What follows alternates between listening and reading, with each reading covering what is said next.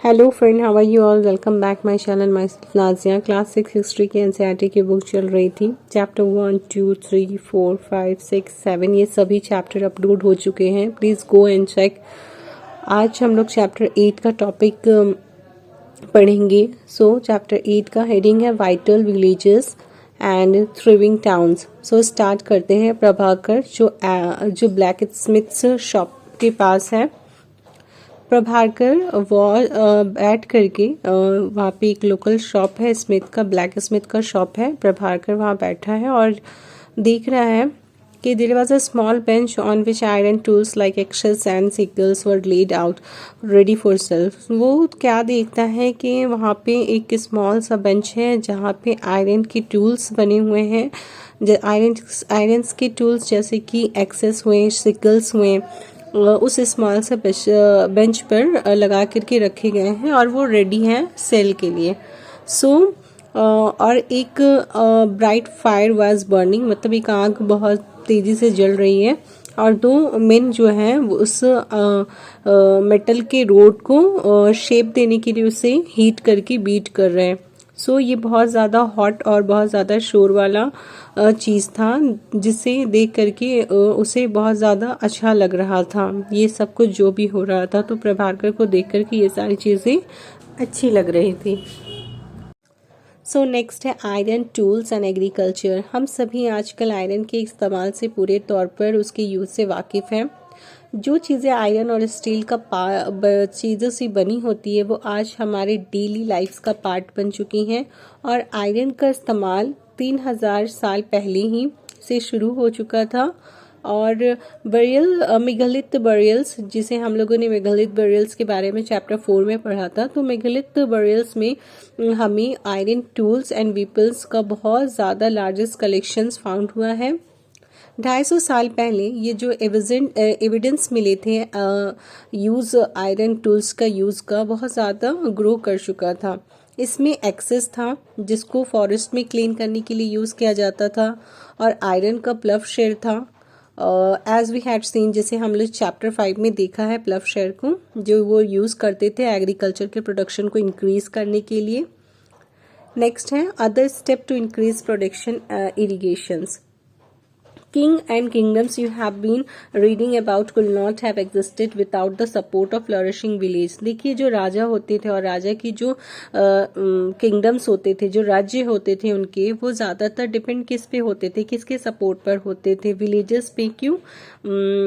देखिए, विलेज ही उनको बहुत ज़्यादा क्रॉप वगैरह, प्रोडक्शंस वगैरह सारे प्रोवाइड करेंगे, तभी राजा और उनके राज्य उस विलेज पर डिपेंड होते होंगे।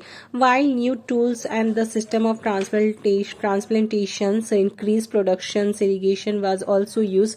जैसे कि नए टूल्स का यूज़ होना, ट्रांसप्लांटेशंस का मेथड को, जिसे हमने चैप्टर 5 में पढ़ा है, प्रोडक्शंस के इंक्रीज करने के लिए ट्रांसप्लांटेशंस का प्रोसेस यूज़ किया जाने लगा। इसके अलावा इरिगेशंस का भी इस्तेमाल किए जाने लगा।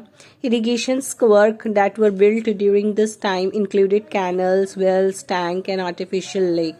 इरिगेशन का जो काम था वो उस समय से शुरू हो चुका था और ये किस चीज़ में इंक्लूडेड फॉर्म में मौजूद था? Canals, wells, tank and artificial lake वगैरह भी बिल्ड किए गए थे, बनाए जा रहे थे, ताकि इससे विलेजेस में रहने वाले लोगों तक ईजिली तौर पर पानी पहुंचे, क्रॉप का प्रोडक्शन अच्छा हो।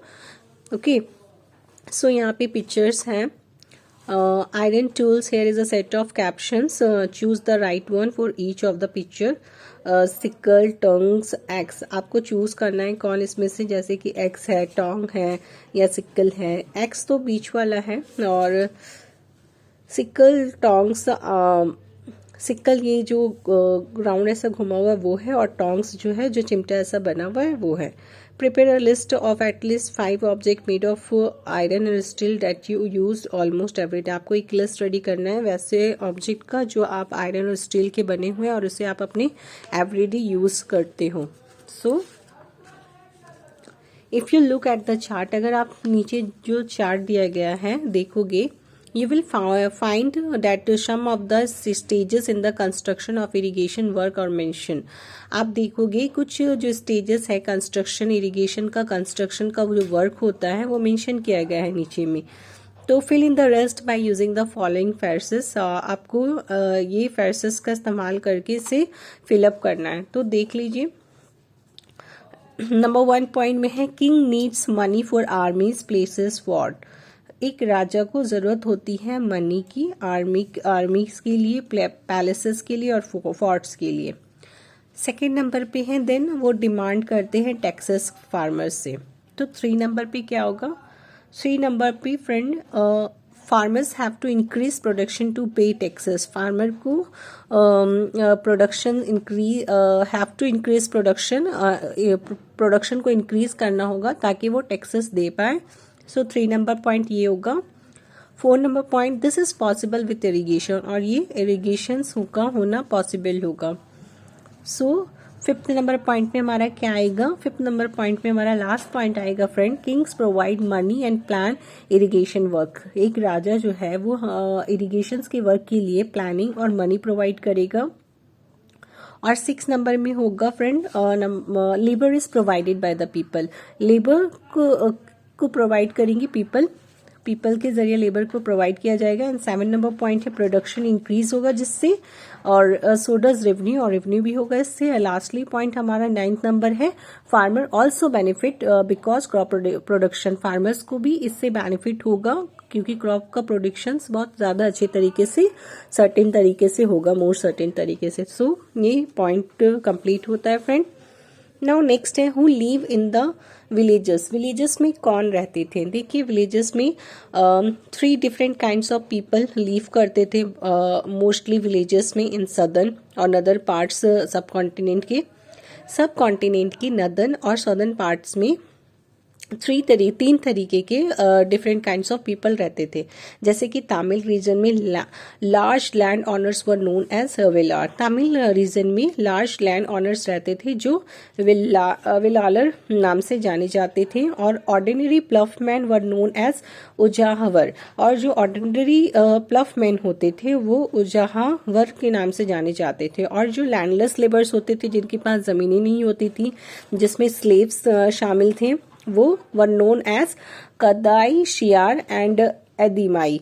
ये नाम से वो जाने जाते थे. मेरी प्रोनाउंसिएशन अगर मिस्टेक हो फ्रेंड तो सॉरी. बाकी आप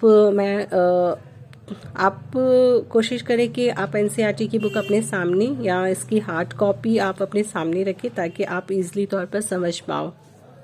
सो आगे बढ़ते हैं. In the northern part of the country की नदर्न पार्ट की तरफ the village headman was known as the grama bhojaka. जो गांव का हेडमैन होता था ना, मुखिया होता था ना, वो ग्रामा भोजका नाम से जाना जाता था. Usually main from the same family held the position for generation. और उस इंसान के फैमिली के सेम फैमिली के मेंबर जो होते थे, पोजीशन मतलब जनरेटिक था कि हेरिडिटरी फॉर्म ऑफ इस तरीके का गवर्नमेंट जो हम लोग आज बोलते इसी तरीके से होती थी कि उस फैमिली का ही इंसान ही इस तरीके के पोजीशंस को होल्ड करता था. The grama bhojaka was often the largest land owner. और जो ग्रामा भुजाका होते थे ये सबसे ज्यादा इनके पास लैंड ओनर जमीनें होती थी. Generally he had slaves and hire workers to cultivate the land. और वो क्या करता था, स्लेव्स वगैरह को और वर्कर्स वगैरह को हायर करता था ताकि वो लैंड में कल्टिवेशन का वर्क करा सके. Beside as he was powerful, इसके अलावा वो बहुत ज्यादा पावरफुल होता था. The king often use him to collect taxes from the villages. राजा खुद इसे यूज करता था विलेजेस से टैक्सेस करने के लिए. He also function as a जज. और वो जज का भी रोल प्ले करता था और समटाइम्स वो पुलिसमैन का भी रोल प्ले करता था. कौन फ्रेंड, ग्रामा भोजा का जो पूरे विलेज का हेडमैन होता था. ये सारी फंक्शंस वो प्ले करता था. अपार्ट फ्रॉम ग्रामा भुजाका के अलावा there were other independent farmers. और भी कुछ इंडिपेंडेंट फार्मर होते थे जो गृहपतीस के नाम से जाने जाते थे. इनमें से ये लोग क्या होते थे ना, स्मॉल लैंड ओनर्स होते थे. इनके पास कम जमीनें होती थी लेकिन खुद की होती थी. And then there were men and women such as the dasa, karmakara who did not own land and had to earn a living working on the field owned by the others. और इनमें मर्द औरत दोनों, जैसे कि दासा या कर्मकारा जिनके पास एक खुद की ज़मीन नहीं होती थी, वो अपनी का अर्निंग के लिए, ताकि वो अपना ज़िंदगी बसर कर सके, तो इस तरीके से वो इनकी ज़मीनों पर काम करते थे. In most villages there were also some craft person, और भी विलेजेस में क्राफ्ट पर्सनस रहते थे, जैसे कि blacksmith, potter, carpenter and weaver, ये सभी लोग रहा करते थे. सो फ्रेंड, आज के लिए इतना ही. आगे का टॉपिक हम नेक्स्ट वीडियो में क्लियर करेंगे.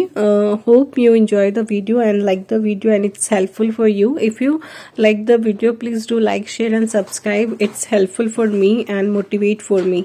Thank you.